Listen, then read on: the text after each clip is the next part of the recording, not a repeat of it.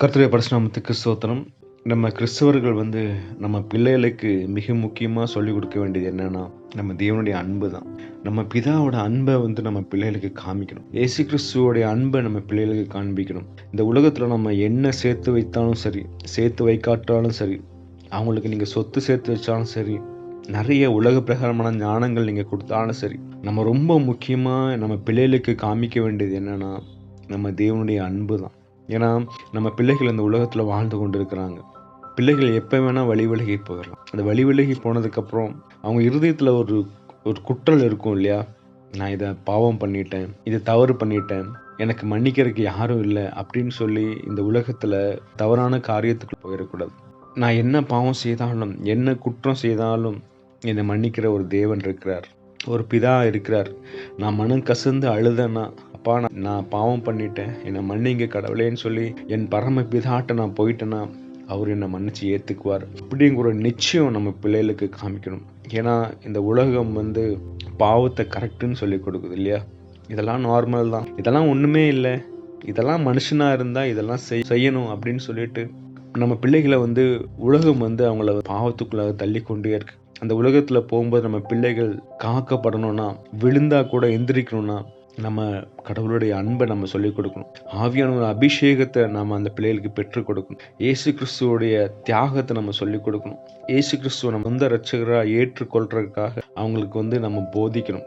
நம்ம எவ்வளவோ சொல்லிக் கொடுக்குறோம், எவ்வளவோ கிளாஸஸ்க்கு அனுப்புகிறோம். ஆனால் நம்ம தகப்பனும் தாயுமாய் உட்கார்ந்து அந்த பிள்ளைகளுக்கு நடத்த வேண்டிய வழியில் நம்ம நடக்கணும். இயேசு கிறிஸ்து தான் மெய்யான தேவன், அவர் மூலியமா ரட்சிப்புன்னு சொல்லி நம்ம சொல்லிக் கொடுக்கணும். அப்போ தான் அவன் பின்னாடி வாழ்க்கையில் என்ன இருந்தாலும் அவன் அப்பாட்ட போவான், இல்லை பரம தகப்பன்கிட்ட போவான். அப்போ தான் அவனை மீட்டு கொண்டு அவனுக்கு ஏற்ற மகனாக மாற்றுவார். அதுதான் நம்ம லூக்கால நம்ம வாசிக்கிறோம். மனமாறிய மைந்தன் அந்த ஊமையில் படிக்கும்போது வசனம் லூக்கா 15:17 நீங்கள் பார்த்தீங்கன்னா, அவனுக்கு புத்தி தெளிந்த போது அவன், என் தகப்பனுடைய கூலிக்காரர் எத்தனையோ பேருக்கு பூர்த்தியான சாப்பாடு இருக்கிறது, நானோ பசியா இருக்கிறேன்.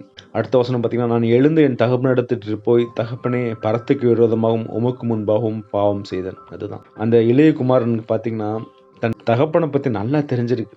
எங்கள் அப்பா நான் திரும்பி போனேன்னா கண்டிப்பாக என்னை மன்னிச்சிடுவார், என்னை மன்னிச்சு ஏற்றுக்கொள்வாருங்கிற அந்த நிச்சயம் இருந்தனால தான் அவர் என்ன பண்ணுறாருன்னா, அந்த இளையகுமாரன் எழுந்திரிச்சு என்ன பண்ணுறார், தன் தகப்பனிடத்தில் போகிறார்.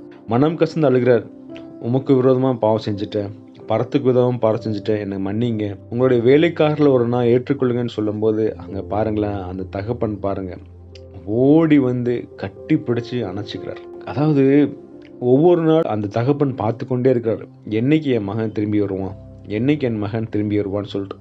அந்த மகன் தூரத்தில் வரும்போதே இவர் பார்த்துட்டு ஓடி போய் கட்டி பிடிக்கிறார். இல்லை, அந்த எதிர்பார்ப்பு நம்ம பிதாவுக்கு எப்பொழுதுமே இருக்குது.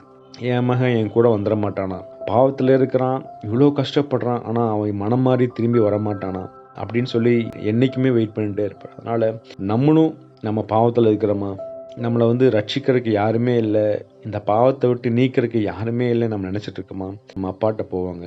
அவர் இயேசு கிறிஸ்துவின் ரத்தத்தால் நம்ம பாவத்தை கழுவி இயேசு கிறிஸ்துவை மாதிரி நம்ம ஒரு நாளும் மாற்றுவார். ஆவியான ஒரு அபிஷேகத்தை தருவார். நம்ம மறுபடியும் பாவம் செய்யாமல் இருப்போம். அப்போ தான் நம்ம என்ன ஆகும்னா, நம்ம பிள்ளைகளுக்கு அந்த அன்பை சொல்ல முடியும். நம்மளே பாவத்தில் இருந்தோம்னா, நம்மளே முரட்டாட்டத்தில் இருக்கிறோம்னா, நம்மளே பாவத்துக்கு ஒரு காரணம் சொல்லிட்டு இருந்தோம்னா நம்ம மனம் மாற மாட்டோம். அதனால் இன்றைக்கி அந்த இளைய குமாரன் மாதிரி முதலாவது நம்ம மாறுவோங்க.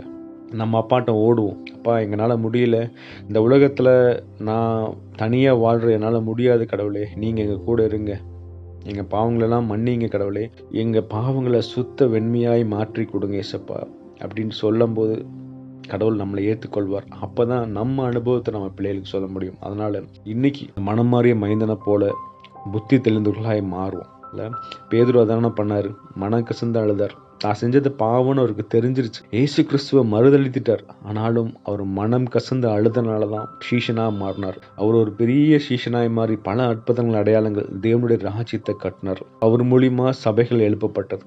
அதே நம்ம பார்க்கிறோம், யூதாஸ் தான் செஞ்சது பாவம்னு தெரியும், ஆனாலும் மனம் கசந்து கடவுள்கிட்ட போல, கெட்ட குமாரன் மாதிரி கடவுள்கிட்ட போகாமல் அவனா ஒரு முடிவு தேடிக்கொண்டான். அதனால் நம்ம இன்னைக்கு நம்மளா ஒரு முடிவு தேடாமல் நம்ம கடவுள்கிட்ட போகும்போது கடவுள் நம்ம இருதயத்தை மாற்றி நம்ம பாவத்தெல்லாம் மன்னித்து ஒரு சுத்த இருதயத்தை கொடுக்கும்போது நமக்கு ஒரு சந்தோஷம் வந்துடும், நமக்கு ஒரு அமைதி வந்துடும். அந்த சந்தோஷத்தையும் அமைதியும் தான் நம்மளால நம்ம பிள்ளைகளுக்கு கொடுக்க முடியும். நம்மளே பாவத்தில் இருந்து நம்மளே குழியில் இருக்கும்போது குழியில் இருக்கிற பிள்ளையை நம்மளால காப்பாற்ற முடியாது. அதனால ஃபர்ஸ்ட் நம்ம வெளியே வருவோம், நம்ம பிள்ளைகளையும் அந்த குழியில் விழாமல் பாதுகாத்துக் கொள்வோம்.